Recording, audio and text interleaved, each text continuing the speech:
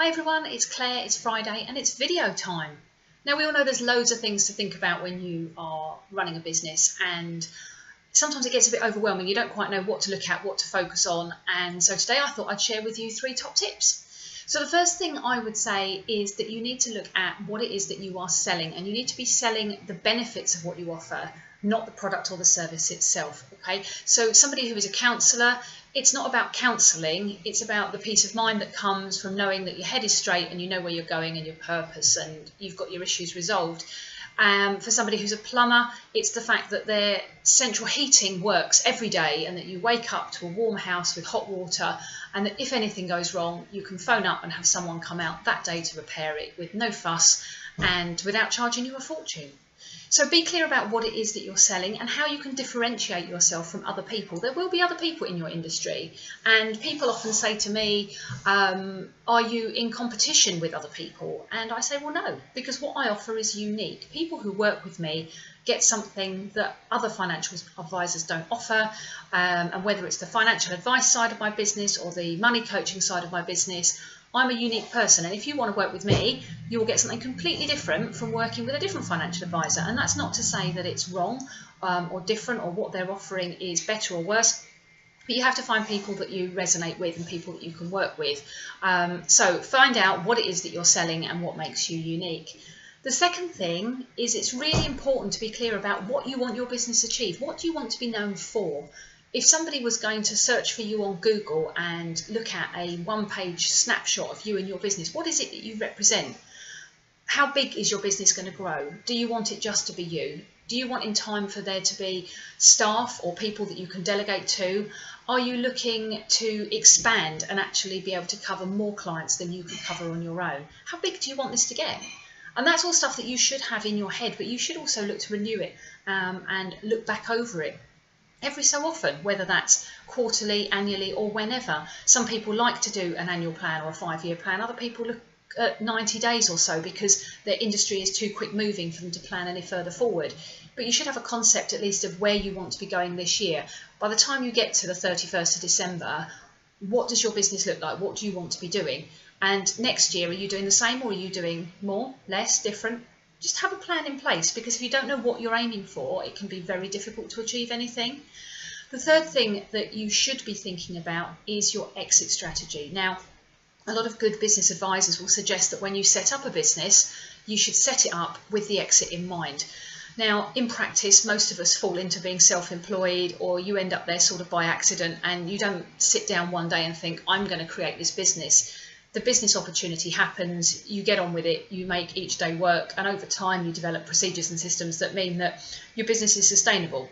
Now, you need to be sort of bearing in mind where you want to go with it. Is this a business that you're going to want to do every day, forever and ever, until you drop dead?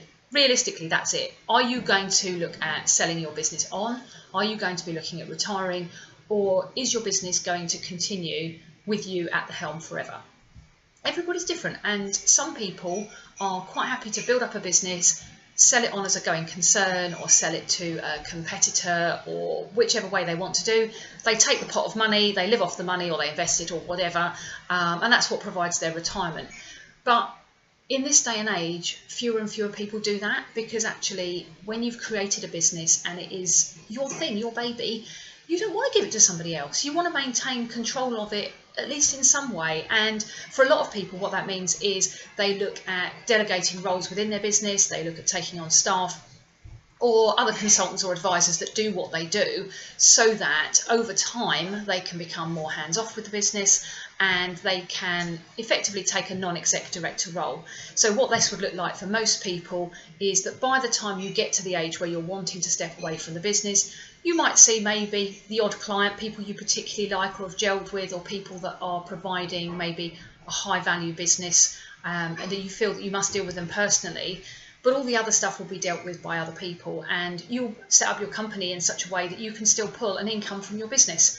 You know, the guy who is at the helm of Marks and Spencer's or whatever does not stand in a shop selling shoes and food and other products to people, but he still draws an income, because when you own a company, that's what you do. You have other people do it for you, and that's the work towards if you want to hang on to your company.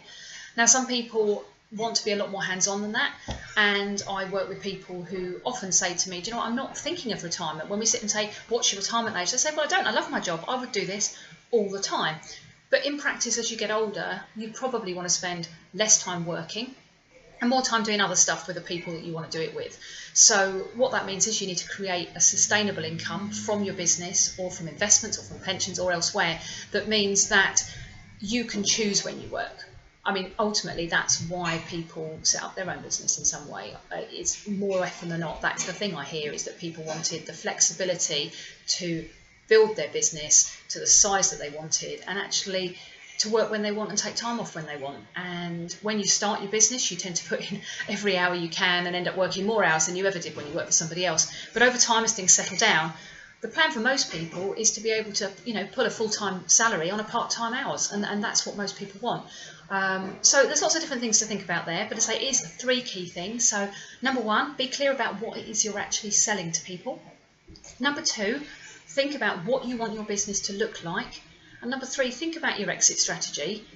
It might change over time, but just bear it in mind because that might affect some of the choices that you make with your business this week, next week, or in the short term, thinking about what you want to do in the long term. So that's me for today. Have a brilliant weekend, and I will catch up with you soon. Bye.